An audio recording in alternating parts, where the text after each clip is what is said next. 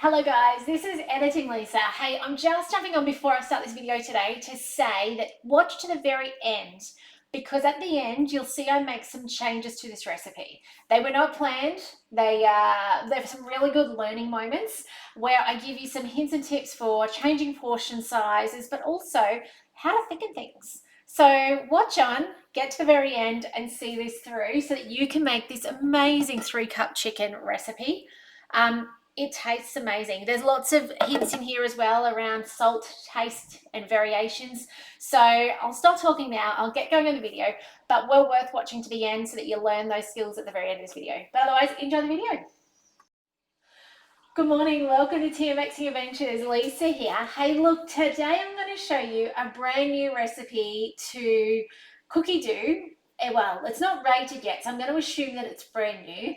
But I've made this before, but not with chicken. So come with me today. I'm going to show you this awesome 3-cup chicken recipe. Super simple, super quick, hands-free. I love it. And I'm going to show you something a little crazy as well. So hang on for that. Say hi if you're watching on so that you get future updates. I hope you don't hear my dishwasher going in the background. Anywho, if you're new here, welcome. My name is Lisa. I'm a Thermomix consultant and team leader for Thermomix in Australia. And I've been doing this for about 10.5 years now. You'll find me coming live quite frequently because I want you to get more out of your Thermomix. It's a TM31, TM5, TM6, maybe a thermo cooker of some sort. I want you to be able to have an easier time in the kitchen with it and try new recipes, ideally. Like sometimes we get stuck in a rut. Sometimes it's a rut of the way we cook, and sometimes it's what we cook. So I come to you live, bringing you new recipes from mostly cookie dough quite frequently. All right, hoping that you get more out of it, and this is one of them. So let me show you this recipe, and then I'm going to show you something else. So place a bowl onto the mixing bowl lid and weigh in 700 grams of chicken. Now, I'm going to cheat. This is little drum, what do they call them? Wingets, I think they're called, or drumettes. Oh, look, it's even on there. This is a 600 and something container from the supermarket. I'm just looking for salt and pepper because that's the next step. Can't find it. I'm not going to salt and pepper it. It says season with 2 to 3 pinches of salt and some pepper and set aside for 10 minutes. Never mind that. Next up is 6 cloves of garlic. So I'm cheating with jarred garlic. So I'm just going to put in 6 teaspoons worth of this. Okay. And that goes. That's 3, 4. We like garlic around here. We do have some growing. It's not ready yet. So I'm cheating. Now, next up, we've got 5-centimeter pieces of fresh ginger peeled and sliced. Now, I don't peel mine unless it's really, really old, but I do slice it. The reason we slice it is it cuts the fibers up. Ginger has fiber running through it end to end, and the older it is, the tougher the fibers, but generally it is quite fibrous. So we're just doing that. Okay, I never peel it. Save yourself the hassle. Don't worry about it. If you do want to peel it, you can actually put it into chunks and put it in your bowl and use your peeler. Those of you with a TM5 or a TM6, you have a blade cover peeler, the silver one, and it can peel your ginger. There is even a guided recipe if you like for that. If you're not sure where that is, you need help, reach out. I'd love to hear from you and I'll answer your questions. Skipping the chilies, family don't do chilies, so we're going to leave that out. Sesame oil. You do need sesame oil, okay? This recipe doesn't, there's a lot of times I will swap out sesame oil, but really you don't do it much justice if you do. So get your sesame oil, put it in your pantry, so you've got it for a lot of the Asian recipes, okay? Insert the lid into the mixing bowl, and I love guided recipes. 3 seconds, speed 7. Oh, hang on, back up. Hit the, don't know if you noticed that, I'll just show you what I did. Actually, as I went to touch the silver button to turn it, I knocked it. When you push the silver button, it scrolls through. So at the moment, it's naturally on speed. If I press it once, it goes to timer. If I push it twice, it goes to heat. And I'll push it back because that's where I need to be, right? Where I started. Spin that dial, 1 wrist. Grab a spatula.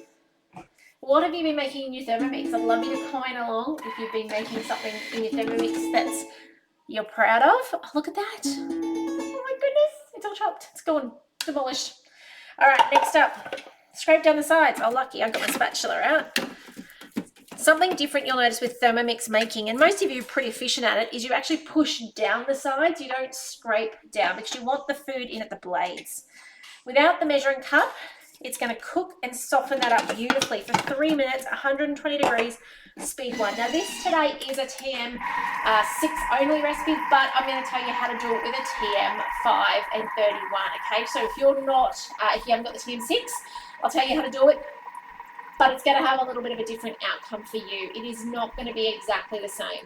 Last week I presented on a showcase online, and it was really evident the difference between the TM5 onions cooked off on Vorwerk and the high heat TM6 onions cooked off, like chalk and cheese. The TM5, which will be very similar to your TM31s, those of you watching with those, it was yellow still, it was pale, okay, and a bit mushy. TM6 onions look like someone had fried them off on a pan or a barbecue, like completely different.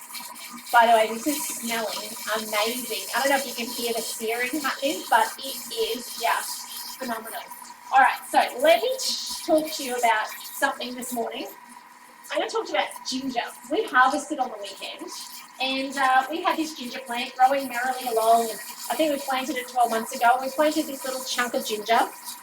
Well, we pulled it out yesterday, and let me show you what it looks like, because it's a bit impressive. That came from one little piece of ginger, and in 9 months' time, that's what we got. That's 4 kilos worth of ginger that grew on neglect, pretty much. Like, we didn't do much to it. Check that out. How cool is that? I'm just going to bring it closer. Like, it's twice the size of my hand. It's heavy. So there you go. There is some small bits too. They're still in the veggie patch, some of them. But literally, we planted a piece that was no bigger than, like, one of those little things there. That's what got planted. And it did that. How crazy is that? If you're not growing ginger, I'm just looking for somewhere to wipe my hands. Maybe there's not anywhere. If you're not growing ginger, can I encourage you to, even if you start with a piece of store-bought and plant it, water it when you remember to. I'm not very good at watering. We have to put things that need watering on an automatic system because I just forget. It feels like a day and it's been a week or two. So yeah, and one of those things to plant, that you will use to make amazing food in your Thermomix quite often is ginger. Like, and it's easy to grow. Turmeric is another one that grows like a weed, you know, and you start with this little bit of turmeric and it just grows. Plant that as well. We actually have some in that same garden that couldn't dig it out. It was so well, I actually can't get it out. I need to get a big shovel. The other things I'd say, rosemary, parsley, sage, what else? Oregano, thyme. Oregano and thyme are really great ground covers. So plant them where you actually don't want to, you know, anything else to grow that just can take over the space. I use it under plants so that it just covers you don't have to mulch then, it's covering the ground. And mint, there would be my top tips. If I said plant something for your thermomixing to save you money, that would be it, okay? Garlic's a bit harder. We've had hit and miss with garlic, okay? This smells phenomenal. Oh my goodness. Okay, half the seasoned chicken. So, this is bones in. Now, the way I've had this in the past is I've actually had it with pork ribs. Okay, so pork rib bones. So that's 1, 2, 3, 4, 5, 6 little things in there. And this was pretty close to a 700 gram pack. It was like 670 grams or something. Okay, now we're doing high heat cooking. Now, this is where I said it was a TM6 only recipe. You can't get it guided to your Thermomix. Excuse the oven, one of the children are cooking today. 12 minutes, max temp, high heat. So we spin that, and it's actually going to cook this off like a fry pan for 12 minutes. Now, the beauty of TM6 is it's going to stop moving at times. It's going to go, and then it's going to stop. So when it stops, it sears like a fry pan. And that doesn't happen on any other model. Now, you can replicate this with Vorwerk on a TM31 or a TM5 on slow stir. I would cook it for 15 minutes because it's not as hot. I don't know if you can hear that. If I stop talking, you might be able to hear it. It's sizzling, it's stationary, it smells amazing. Onion, garlic, sesame. Sesame oil has a really unique smell. Talking about sesame oil before and putting that on your shopping list, the other thing for Asian cooking you'll see often is shoxing wine. I don't know if that's how you pronounce it, but we'll pretend it is. Chinese cooking wine. Put that on your shopping list, okay? It's one of those things that when you have it in the pantry, you're grateful you do when a recipe like this calls for it, but you don't use it every day. Like, it's just there when you need it. The other thing you'll often use in your Asian style cooking is soy sauce. They have a dark and a light. I'm using a Japanese today and a tamari, which is a gluten-free soy. I've been known to just use one for both. Okay, they do have a depth of flavour to it, but now this recipe also calls for sugar cubes, which is very Asian, and I have had them in the past. I'm not going to bother today. I'm purely going to use raw sugar. Am I going to get a slightly different taste? Yes. Would the average person realise? Probably not. So you know what? Use what you've got. Save yourself that trip to the shop. I mean, our shop is highly unlikely to actually sell this anyway, because we just don't have a well-stocked local shop. So I would have to order it online. This smells amazing. Oh my goodness. I can't wait for you to give this a go. I know it's not rated yet, but as I said, I've done it with the short pork spare ribs, and it's amazing, this recipe, okay? So, and the reason I call it 3-cup chicken, by the way, it's a cup of the shoxing wine and a cup of tamari, well, light soy sauce, and a cup of dark soy sauce. That's actually where that name comes from, okay? And as I said, bone-in is traditional for this recipe. So, absolutely excited. Now, by the way, if you are like going, what's the difference between a TM6 and a TM5? Besides this high heat, Lisa, what is it? Let me know. I have a showcase video from the other night. We recorded it, and you're welcome to have a look at that and see what else, because other presenters shared other parts of the Thermomix, the TM6, that set it apart from the TM5 and the TM31. Yes, it can do everything your 31 and your 5 can, but it can also go more than that. And I guess if you decide to upgrade at some stage, actually, that's what I want to do. I want to make sure you don't just use it as a TM31 or use it as a TM5, but you use it as a TM6. You do everything you did, plus more, plus easier, okay? Because that's what it's all about, right? No one wants to spend more time in the kitchen if you don't need to. So, okay, those of you on YouTube, welcome back. We are going to keep going with this recipe. So, it says now to transfer into a bowl and set aside. Now, I've got my awesome white thermo server. If you are watching it on YouTube and you live in Australia, you can do a demo with me. You and 2 friends watching on, I'll cook you a dish. If you want to have friends to your home and cook on your Thermomix in your home with 2 friends, that also makes you eligible. You can get one of these discounted. It's on our host reward.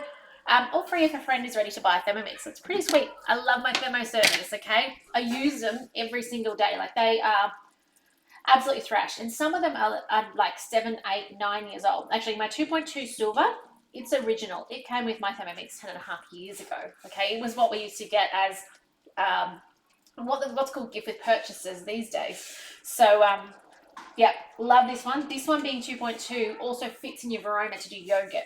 Okay, so it's that little bit smaller and perfect for yogurt. All right, back to this. Look at that. Oh my goodness. How good does that look? Now, there is one there that looks a little dubious. Actually, that one too. So what I'm going to do is I'm going to pick out the small ones. So these ones here with the little, those ones, they're cooked. Okay, now we do have another cook time actually. I don't need to worry about it. I have another cook time. Don't worry, Lisa. Just pull them out. All right, let's go. Pull these out, put them aside. I should have used tongs, I suspect. We just might lift up the bowl. I was going to say that was it done, but they're not. They've got another cook later, which is awesome. That'll finish off those little bits that are still looking a little pink. All right, so now let's go again. Don't let the bottom of the bowl scare you. You'll see it's a little brown. That's okay. All right. Perfectly normal on TM6 cooking to get a nice brown bottom. Caramelization at its finest. You can even use it later to actually make I forgot the word. It's not a ruse. It's where you cook off some wine in that caramelization, and the wine actually becomes like a little gravy saucy kind of thing, and then you can put it in to make sauces and soups and things like that. Deglazing, that's the word I'm after, deglazing. There we go. All right, add the remaining chicken, done. Next, put the lid on with some 20 grams of sesame oil. I'm jumping ahead of myself.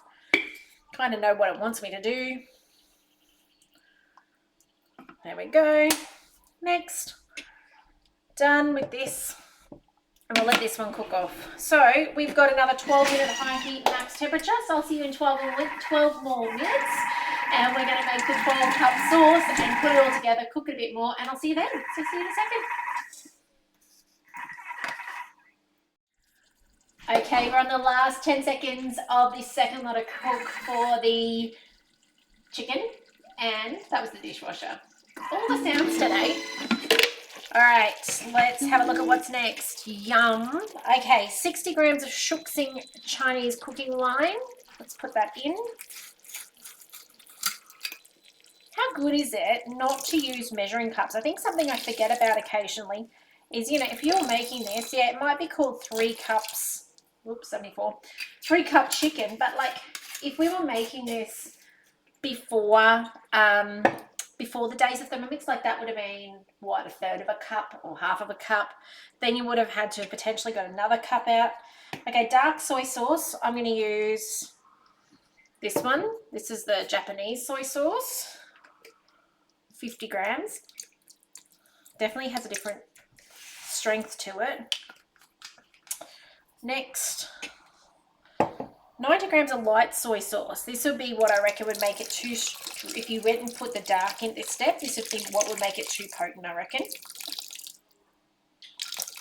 And it's really going to come down to your soy sauce as to how salty it is. You know, soy sauce by nature is so salty. Rock salt, which, rock sugar, which I'm just using sugar. Oh, a little over, that's okay. Okay, reserved chicken goes back in. Okay, and that goes. And now it's got this cook off. So, without the measuring cup. Okay, so this is a recipe that they're really hot. We're over 90 degrees. Get in the habit, if you're not using your simmering basket inside, to put your simmering basket on top, just so that nothing splatters out the top of you. Okay, so we now have 5 minutes, 120 degrees. It's going reverse slow stir. It's going to cook all those chicken bits a little bit more, thicken up this sauce and make it quite saucy. I'll be back in a moment because we're going to finish it off with some basil leaves, cook it for 1 more minute, and I'll bring it out and show you. So I'm so excited to show you the final product.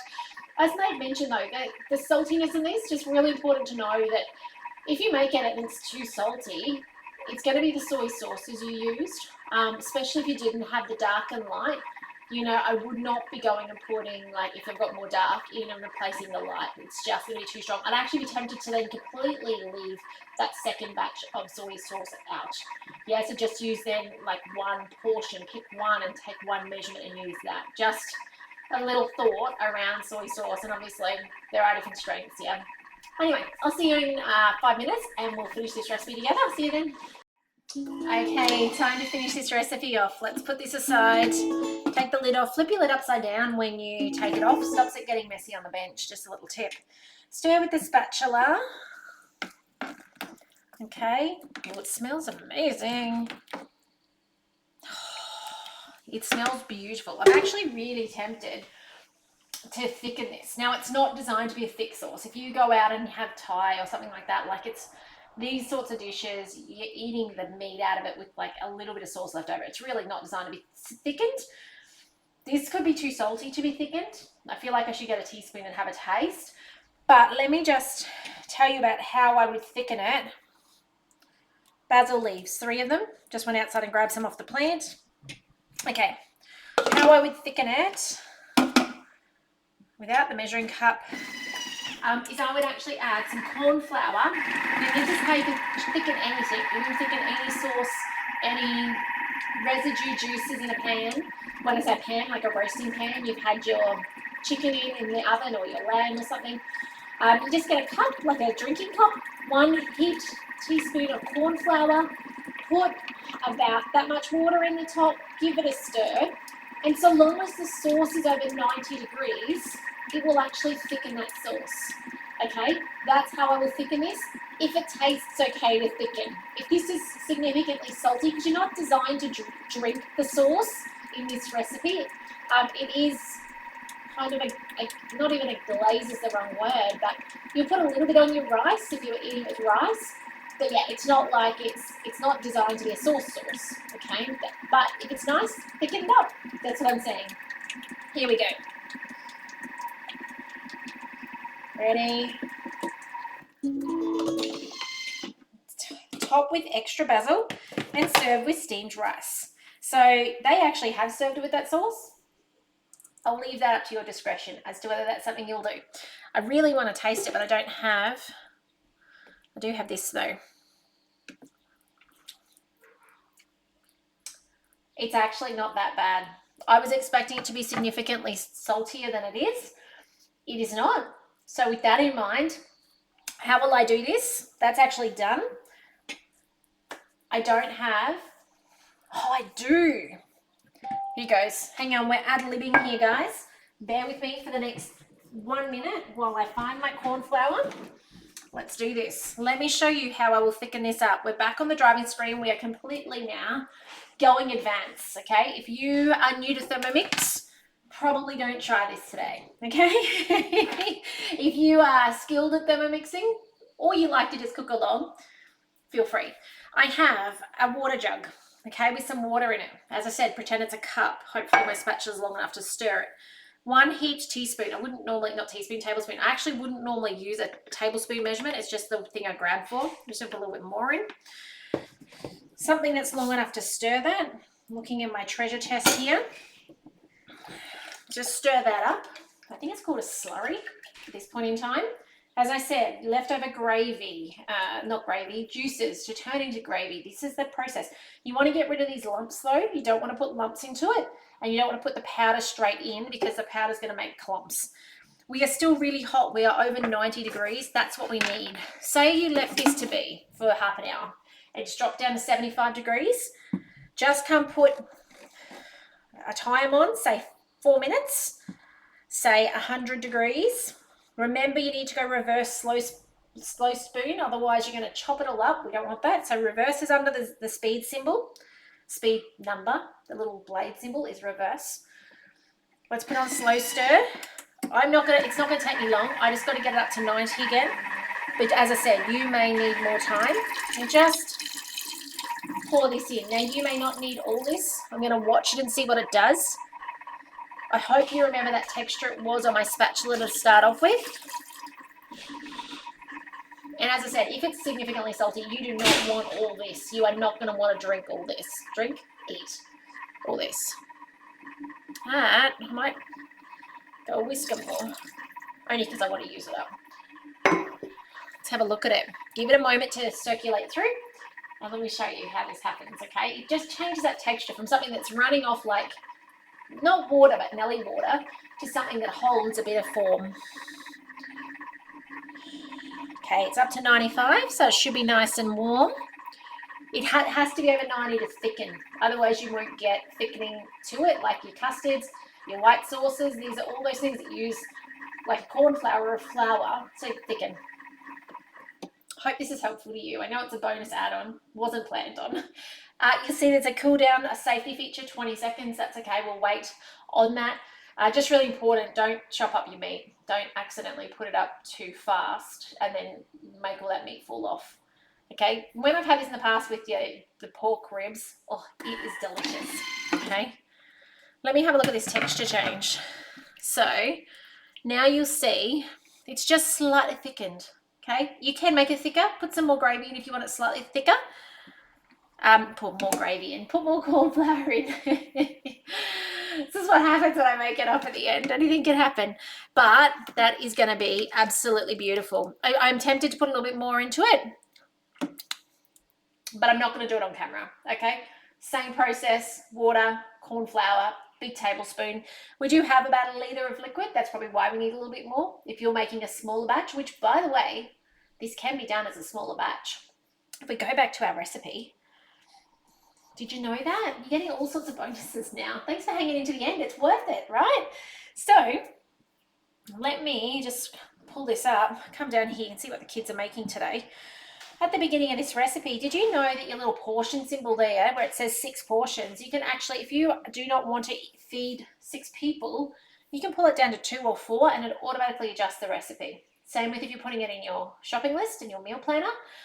it'll automatically adjust that. So that means that everything on the screen, if I say 2, now everything on the screen has gone down to 1/3 of what it was before. How nifty is that? You don't even have to use, your brain power. It does it for you. So there you go. Just thought I'd tell you. You can see there now it's cooking 200 grams of chicken instead. There you go. That's it. I've chucked in a whole lot of information bonuses today. I hope you give this recipe a go. Tell me what you think when you do.